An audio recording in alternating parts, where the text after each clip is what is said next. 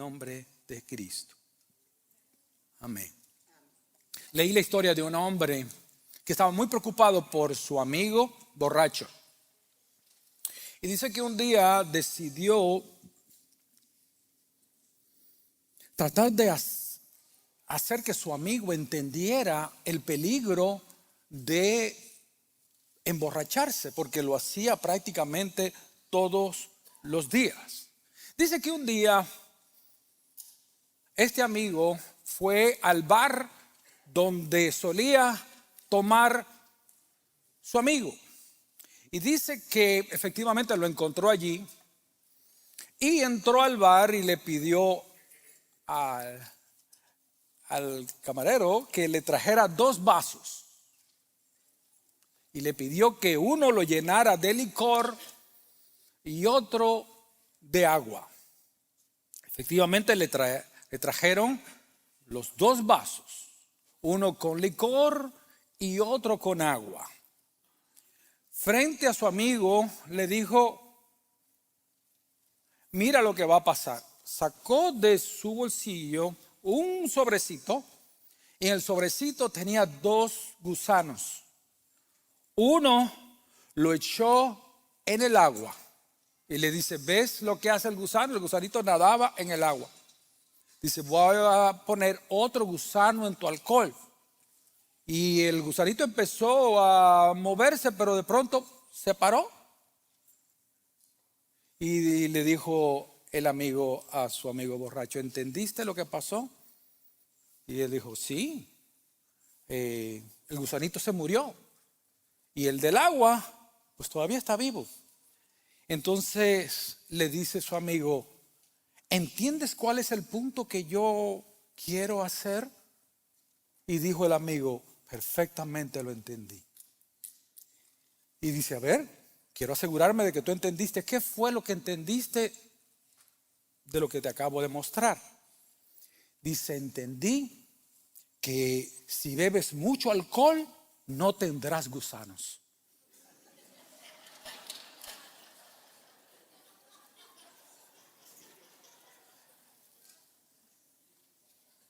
Y quiero hablar hoy acerca de un gusano, y es del gusano de la avaricia. Y este gusano puede llegar a límites insospechados. La avaricia ha llegado a un punto que inclusive en nuestro país, maravilloso país, estamos endeudados en 34 trillones de dólares. Si usted, no sé si está por acá, usted va al reloj de la deuda de los Estados Unidos. Esto fue que lo tomé yo anoche, nada más que para tirarla. Pero usted puede ir en el internet y va a ver cómo la deuda de nuestro país cada vez es mayor. 34 trillones de dólares. La deuda en los hogares, estos son algunas estadísticas que encontré. La deuda en los hogares estadounidenses llegó al récord de los hogares de este país, ¿verdad? 17 billones de dólares.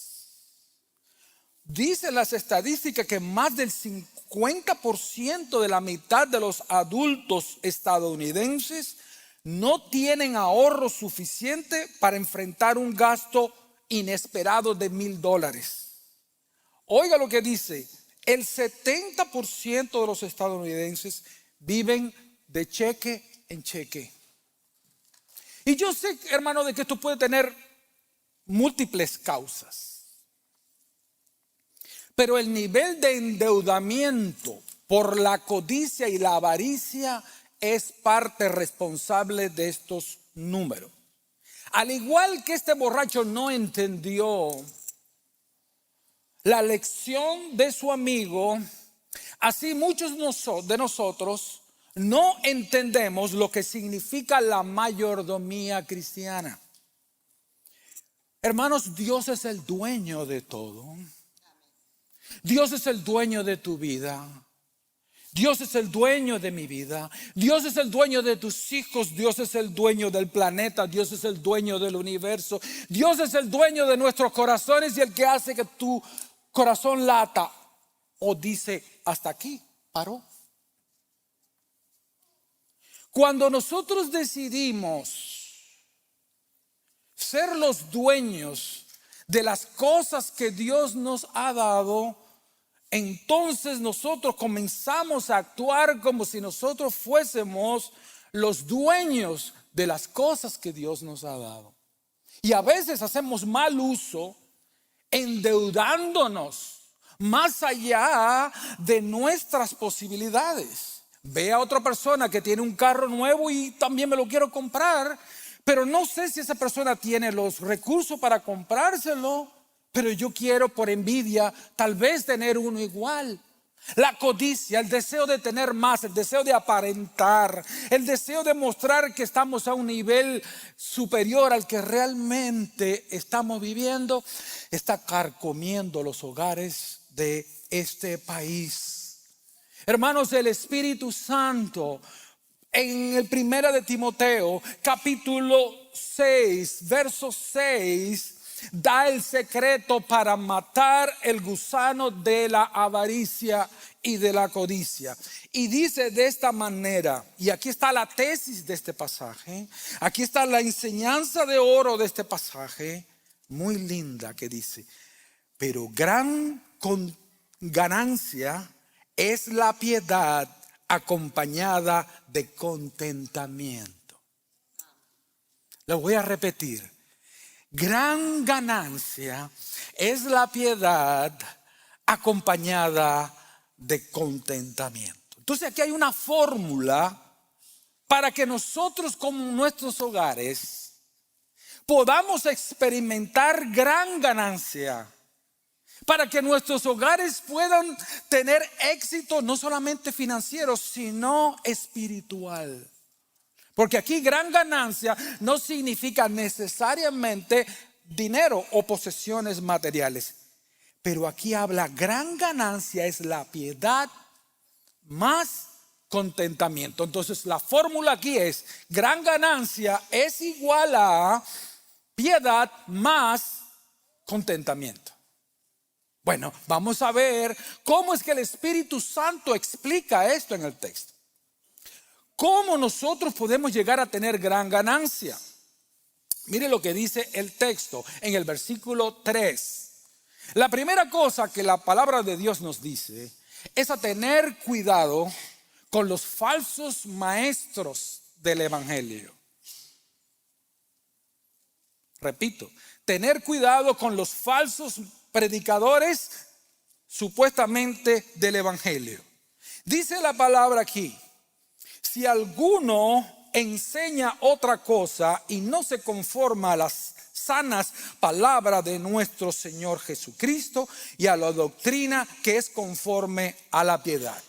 ¿Cuáles son las características que tiene un falso maestro? Una persona que usa el evangelio pero es falso. Número uno, esa persona no se sujeta a lo que dice la palabra. Incluso dice, no estudien la Biblia, porque lo importante es que el Espíritu te va a decir, no profundice en la Biblia. Claro, porque a ellos no le conviene que usted estudie la palabra, porque va a descubrir la verdad. Los falsos maestros no estudian la palabra y si la estudian la tuercen. Número dos, segunda característica, y es una actitud arrogante. Se llaman apóstoles, se llaman doctores, se llaman muchos títulos rebumbantes o redundantes, como se les diga, pero se creen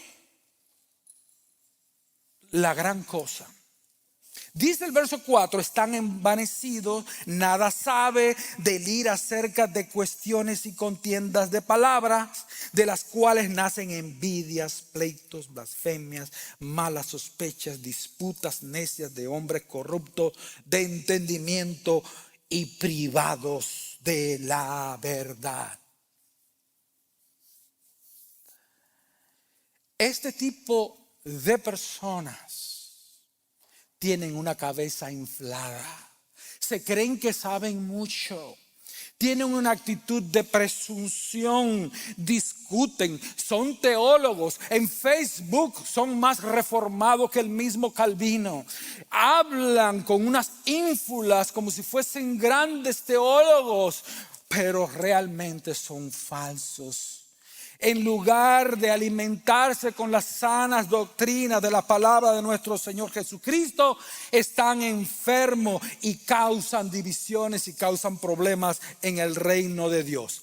Aquí dice en el verso 4 que tienen, Dios usa la palabra deliran. La palabra delirar aquí significa un interés morboso. Es decir, que ellos supuestamente están predicando la palabra, pero por dentro tienen ideas morbosas. Eso es lo que dice la palabra. El resultado de esa enseñanza de estos falsos maestros, ¿qué es lo que hacen? Crean envidias, crean pleitos, son conflictivos, blasfemias, malas sospechas, disputas necias, y a cada rato sale uno diciendo que él es el Mesías, otro engañando a las personas, robándole el dinero a ciertas personas. En cierta iglesia se roban el dinero y la gente de esa iglesia permite que se roben el dinero, porque hay gente que dice que los pastores se roban el dinero. ¿Sabe qué? ¿Cómo es que un pastor puede robarse el dinero en una iglesia si la iglesia se lo permite? Porque en nuestras iglesias nosotros tenemos controles para administrar sabiamente. Ningún pastor puede robar dinero a menos que tenga complicidad con el tesorero y con todo el liderazgo. Porque estos falsos maestros se rodean de personas como ellos y roban a la congregación y roban al pueblo de Dios y usan palabras bonitas. Se ponen a hablar como si fuesen influencers, a hablarle lo que la gente le gusta escuchar, tratar de provocar aplausos, tratar de provocar que la gente lo admire, que tenga muchos likes, pero en el fondo son gente que tienen su corazón muy sucio. Son gente que tienen el arte de hablar, son muy diestros para impactar con sus palabras, pero por dentro son lobos rapaces. Por eso le dije a alguien, un cash luna es un dinero mal donado. Sin vergüenzas. Cash luna es un falso apóstol. Ahora no se lo voy a decir el juego. Maldonado es otro falso apóstol. Y asumo la responsabilidad. Porque son gente que no predican la palabra de Dios. Porque son gente que engañan al pueblo de Dios. Y yo creo que es tiempo que nosotros prediquemos la verdad. La verdad está en la palabra del Señor. Y cualquier cosa que no se someta a la palabra del Señor sea anatema. Porque nosotros no vivimos por líderes carismáticos, nosotros vivimos por la santa palabra de Dios que nos guía a toda verdad.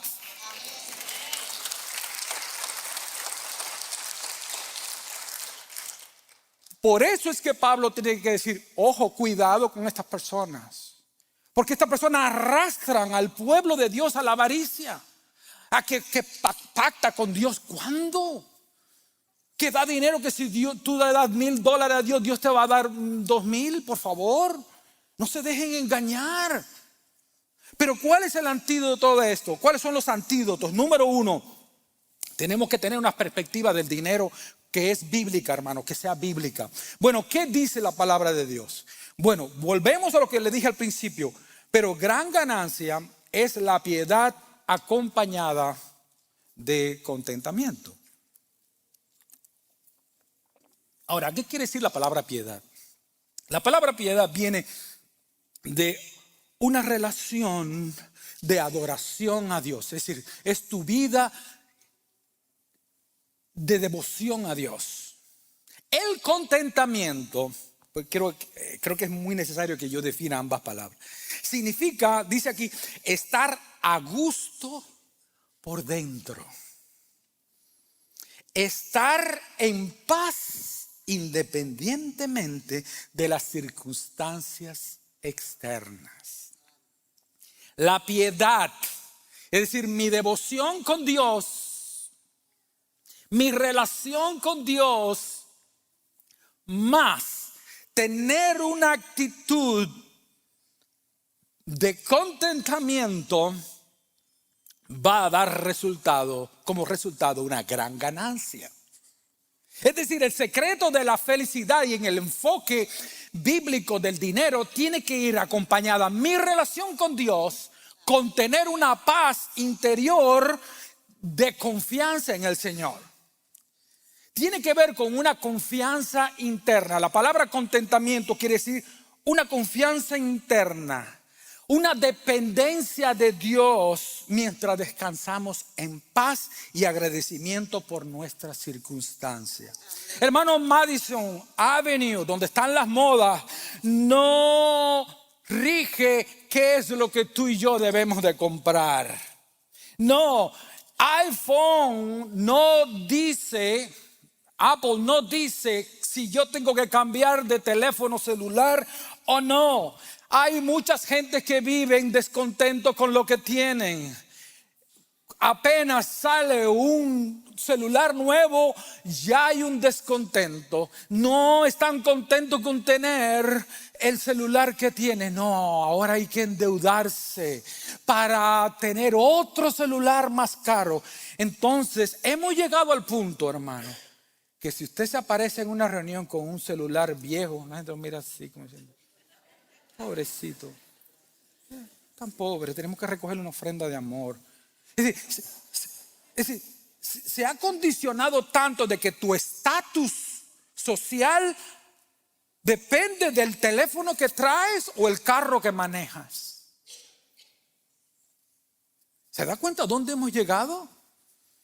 Hemos llegado a un punto donde nos endeudamos y gastamos lo que no tenemos para aparentar lo que no somos. Se endeuda en gastar carro para impresionar a la gente que no le importa el carro que usted va manejando. El que cuando usted se para en un semáforo, el que está al lado no le importa si usted tiene un Ford o si tiene un Ferrari. Tal vez un Ferrari lo mira un poquito más, pero aquí a nadie le interesa qué tipo de carro usted está manejando. Pero a veces uno se endeuda para poder impresionar, para poder mostrar: sí, mira, yo puedo, mira qué bien le va a fulano, ¿verdad? Y se sacrifica el dinero para los hijos. Se sacrifica el dinero, hermano, que hace falta en el hogar para otras cosas. Hermano, el contentamiento, quiero aclarar, no significa que usted debe de renunciar a sus deseos. No significa el concepto fatalista que tenemos en Latinoamérica. Bueno, yo nací pobre, me tengo que contentar con ser pobre porque al fin y al cabo, el que nace para carpintero, del cielo le caen los clavos. Bueno, mire, hermano,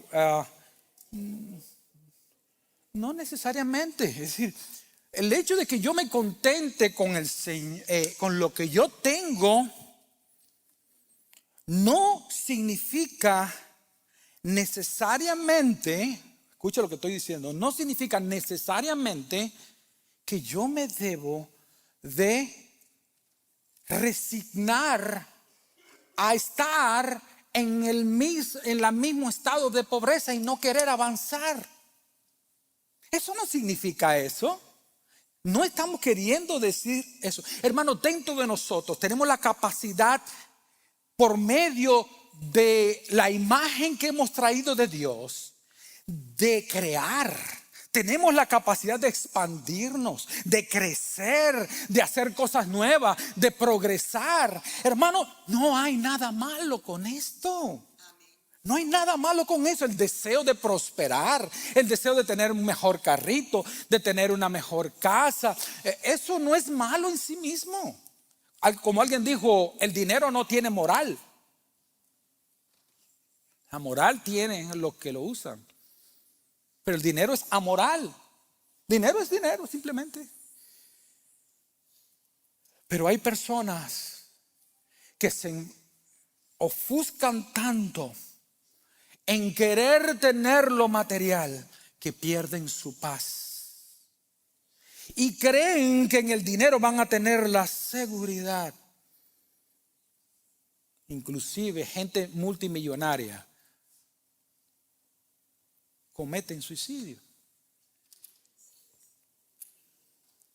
¿Saben qué, hermano? Yo creo que el contentamiento se aprende. Hermano, normalmente no es tan maravilloso y tan bonito como yo lo estoy diciendo acá.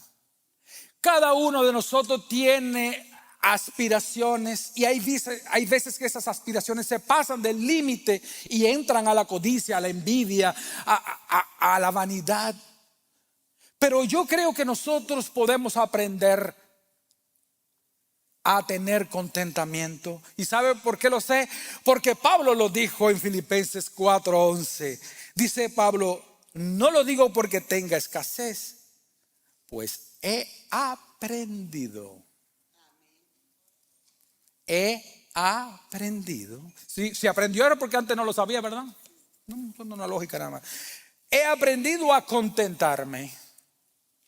Y fíjese, cualquiera que sea mi situación. Y él dice: yo sé que es vivir humildemente. Yo sé que es vivir humildemente. Y sé también que es tener abundancia. Y hay personas que piensan que solamente hay que aprender a vivir en escasez. Pero también cuando el Señor te bendice y te da muchos recursos que antes no tenía, hay que aprender a vivir con la abundancia. En ambas cosas tenemos que ser entrenados. Y dice aquel hermano: ay, hermano, yo quiero aprender en la última, en la abundancia. Bueno, gloria a Dios. Así para estar saciado como para tener hambre. Así para tener abundancia como para padecer necesidad. Y ahí recitamos un pasaje que todos lo sabemos. Todo lo puedo. Pero ¿qué es lo que Él puede? ¿Qué es lo que Él puede? ¿A qué se refiere ese puede en el versículo 11 de Filipenses 4? Él puede vivir humildemente y Él puede vivir teniendo abundancia. A eso es lo que se está refiriendo, hermano. Nosotros usamos Filipenses 4:11 para cualquier cosa, pero en el contexto se está refiriendo a la parte material, que el Señor le enseñó a vivir con poco y el Señor le enseñó a vivir con mucho. Por eso Él dice: yo todo lo puedo, vivir en abundancia, vivir en escasez, porque Cristo me fortalece para yo poder vivir en ambas situaciones. Todo lo puedo en Cristo que me fortalece. Amén. Hay una primera lección aquí, y es, hermano, que nosotros tenemos que entender que tenemos que estar contentos con lo que el Señor nos ha dado. Hay otra lección que es muy importante acá. Ve el verso 7, dice: porque nada hemos traído a este mundo, y sin duda nada podremos, ¿qué? Nada podremos, ¿qué? Sacar. ¿Sabe lo que quiere decir eso en otras palabras? No hemos traído nada a este mundo porque no nos podemos llevar nada. Cuando el espíritu salga de nuestro cuerpo, no puede llevarse arrastrando la casa, ni el carro, ni nada. Todo se va a quedar aquí. Y hay un dicho muy popular en nuestros países que dice: y nadie sabe para quién trabaja. Porque usted se mata trabajando y después, cuando usted muere, se queda otro. Usted se mata trabajando, su esposa se quedó viuda, se casa con otro, y otro que usted no conocía ahora está disfrutando. Por lo tanto, que usted entonces trabajó para el Señor. ¿Me explico? Y hay veces que se acumulan tanto dinero, y escuche bien, dinero que nunca se va a usar. ¿No se ha puesto a pensar en eso? A veces se acumula dinero que nunca jamás se va a usar. Siempre va a estar ahí. Eso es para lo que aprenden a ahorrar. Para lo otro lo gastan. Y otra cosa, otra lección aquí es: Hermano, no necesitamos mucho para vivir. Dice, así que teniendo sustento y abrigo, estemos contentos con esto. Y él aquí menciona el abrigo y el sustento. Si tengo para comer y tengo para vestir, estemos contentos. Pero estas dos figuras hablan de lo necesario. Yo no sé, hermano, los que están aquí, si se recuerdan. La vida aquí ahora en Estados Unidos ha cambiado un poquito. Pero yendo un poquito atrás, tal vez unos 20, 30 años atrás, me imagino que en México para los hermanos que están aquí pintando canas como yo, se han de recordar, o tal vez sería una tradición. Pero en mi país, en Cuba, en mi pueblito, se tenía la costumbre de que se sacaba una mecedora o un balance para el frente de la casa y se pasaban las personas, pasaban a conversar y nos reuníamos ahí y hablábamos y teníamos conversación cara a cara, nos reíamos, hacíamos chistes y se convivía. Es cierto, cuando usted llegaba al barrio, todas las ventanas, mucha chismosería, porque llegó fulana, pero éramos uno en el chisme, uno en el todo, pero éramos uno, ¿verdad? Pero se ha perdido el contacto personal. Ahora, si no tengo el último teléfono, siento que estoy perdiendo algo. Cuando antes, en los tiempos de nosotros, no necesitábamos teléfono. Yo recuerdo que había un solo teléfono y usted tenía que hacerle Hey, pastor, ¿qué tantos años tiene usted? Bueno, hermano, tengo 61 años, hermano, y era operadora, póngame con el hospital. Tan bárbaro.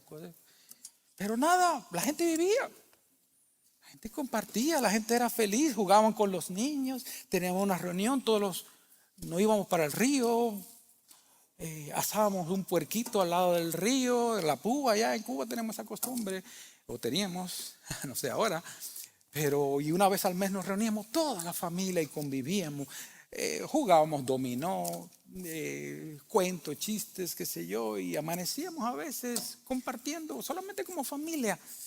Pero ya ese contacto se ha perdido, hermano. Y realmente no necesitábamos mucho para vivir. Y hay una última lección aquí que a mí me parece muy importante. Y es que el amor a las riquezas es pecado. Vea lo que dice acá. Porque los que quieren enriquecerse caen en tentación y lazo y en muchas codicias necias y dañosas que hunden a los hombres en destrucción y perdición. Porque la raíz de todos los males es el amor al dinero, el cual codiciando algunos se extraviaron de la fe y fueron traspasados de muchos dolores. Yo entiendo que tenemos que trabajar. Y le dije anteriormente que el hecho de querer progresar no está en contra del contentamiento. Pero cada uno de nosotros y los que nos están viendo saben cuándo es el límite. El hombre por lo general tiene un motor porque sabe que tiene que proveer para su familia. Y cuando no tiene trabajo es una crisis, y yo lo entiendo. Y el hecho de querer progresar no es pecado, pero hay un límite donde nosotros tenemos que tener cuidado, porque dice la palabra, los que quieren enriquecerse, es decir, una cosa es que yo trabaje para el sustento y lo que yo necesite. Una cosa es que yo quiera progresar. Pero usted va a notar cuando se está pasando del límite, cuando ya usted no tiene una relación con Dios, cuando ya usted ha descuidado su relación con su esposa, cuando usted ha descuidado la relación con sus hijos, no pasa tiempo con ellos, ya el límite se pasó porque ya usted está tan ocupado buscando más y más y más dinero, donde entonces ya se convierte en una avaricia, se convierte en una codicia. Y entonces, ¿por qué dice la palabra que esto es pecado? Porque en la medida de que nosotros queremos enriquecernos, es decir, hacernos ricos, porque una cosa es trabajar, vuelvo a repetir, para las necesidades y para querer progresar. Pero otra cosa es que usted se quiera hacer rico cuando no puede ni Señor le ha dado lo necesario para ser una persona millonaria. ¿Por qué? ¿Es pecado ser millonario? De ninguna manera, para nada. Porque hay gente que dice, no, es que es más fácil que un camello pase por el hueco de una aguja que un rico que entre. Bueno, pero usted no ha terminado de leer el pasaje que dice, mas para Dios todas las cosas son posibles. Sí, el asunto no es el dinero, es si usted ama el dinero. Porque ¿qué es lo que pasa? Que cuando nosotros nos vamos a la avaricia y vamos a trabajar 2, 3, 4, 5, los turnos que sean, y a tener esto y en el afán de querer enriquecerse, ¿sabe lo que sucede, hermano? Que el amor que yo le tenía al Señor se empieza a enfriar. ¿Y por qué se empieza a enfriar? Vea lo que dice el versículo. Los hombres entonces se hunden en destrucción y perdición, porque raíz de todos los males es el amor al dinero. El Señor nos ha dicho, amarás al Señor tu Dios con todo tu corazón, con toda tu mente y con toda tu alma. Y cuando nosotros cambiamos el amor de Dios por el amor del dinero, nos convertimos en idólatras. Y cuando hay un cristiano que ha conocido a Cristo y se convierte en idólatra, las consecuencias no se tardan. Viene destrucción, viene perdición, viene destrucción del hogar. Hermanos, ¿cuántos matrimonios hay que han sido rotos por la codicia, por la avaricia? ¿Cuántos pleitos no hay en los hogares por el asunto del dinero? Hermano, por el consumismo, por el querer meterse en deudas, por el hecho de gastar lo que no se tiene, por vivir más allá de sus posibilidades.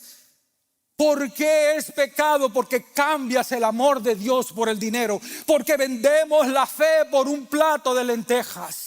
Le guste o no le guste, pero eso es lo que dice la palabra. Cuando nosotros cambiamos el amor de Dios por el amor a las cosas, el Señor procede a una disciplina. Y muchas veces nos quita los trabajos. Y muchas veces permite situaciones de enfermedad para que entendamos, amarás al Señor tu Dios con todo tu corazón, con toda tu mente y con toda tu alma. Porque yo soy Dios que te creé. Y tú no puedes adorar las cosas antes de adorar al Creador. Él merece toda la honra, Él merece toda la adoración, Él merece mi mente, Él merece todo, porque Él lo da todo y Él es dueño de todo. Él es dueño de todo y Él merece que yo le haga una devoción a su nombre y que yo lo tenga presente en mi vida y que yo lo tome en cuenta en cada decisión, porque Él es mi Dios, Él es mi amo, Él es mi Señor, Él es mi Rey, Él es mi vida. Por eso para mí el vivir es Cristo, Él es mi vida, Él es lo que yo anhelo, Él es lo que yo quiero, Él es mi todo, Él es mi todo. ¿Y por qué es pecado también? Porque no estamos confiando en Dios. Necesitamos creer cuando Él dijo, no te dejaré ni te desampararé. De modo que podemos decir confiadamente, Jehová es mi ayudador y no temeré lo que me pueda hacer el hombre. Cuando yo le adoro a Él, cuando yo le busco, cuando yo lo tengo presente en todo, Jesús de Nazaret provee para todas mis necesidades. Por lo tanto, buscad primeramente el reino de Dios y todas las demás cosas serán añadidas, no al revés.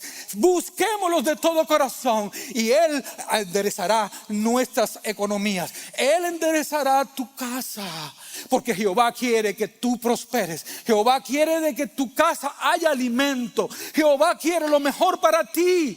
Pero tenemos que poner las cosas en perspectiva. Tenemos que simplemente proceder a un arrepentimiento verdadero y decir, Señor, yo he sido un idólatra, yo he puesto las cosas antes de ti, me arrepiento de todo corazón.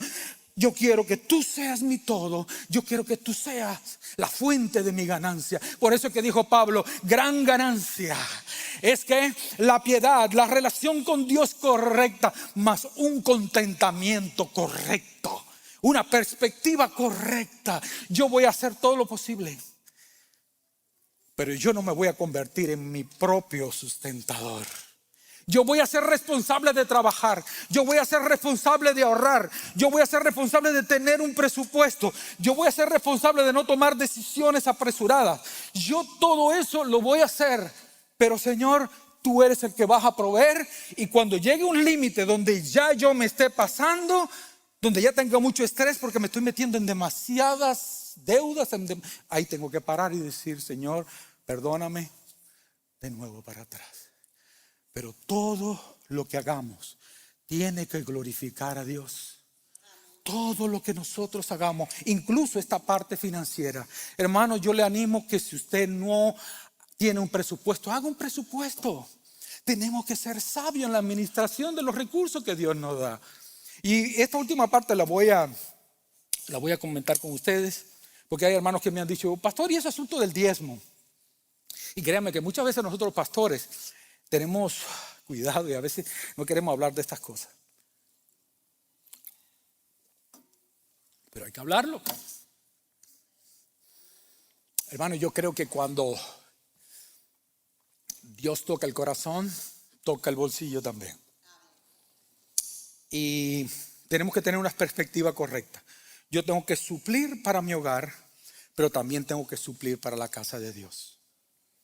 Dar a César lo que es de César y a Dios lo que es de Dios. Es decir, en pocas palabras, nosotros tenemos que tener un equilibrio en las cosas. Si usted va a dar el 10% como se daba en el Antiguo Testamento, hermano, créame que no era el 10%. Era posiblemente el 25, 30%. Pero cuando nosotros vamos al Antiguo Testamento, esto para responder a algunos que me han preguntado sobre ese tema. Es que yo también quería decirlo. Pastor, pero si el Antiguo Testamento, eso era del Antiguo Testamento. Yo también le puedo decir, bueno, en el Antiguo Testamento decía que había que apedrear a las personas cuando cometían pecado. ¿Cierto? ¿Cuántas personas usted ha apedreado en la iglesia? No, ninguna. Entonces, ¿de qué sirven esas cosas en el Antiguo Testamento? Y esta es una regla de interpretación. Cuando nosotros vamos al Antiguo Testamento, nosotros vamos a buscar principios, enseñanzas, no rituales. Cuando nosotros vamos al Antiguo Testamento y vemos el diezmo, la pregunta aquí es, ¿para qué era el diezmo? Si ve a Malaquías, usted lo conoce porque a cada rato le están diciendo.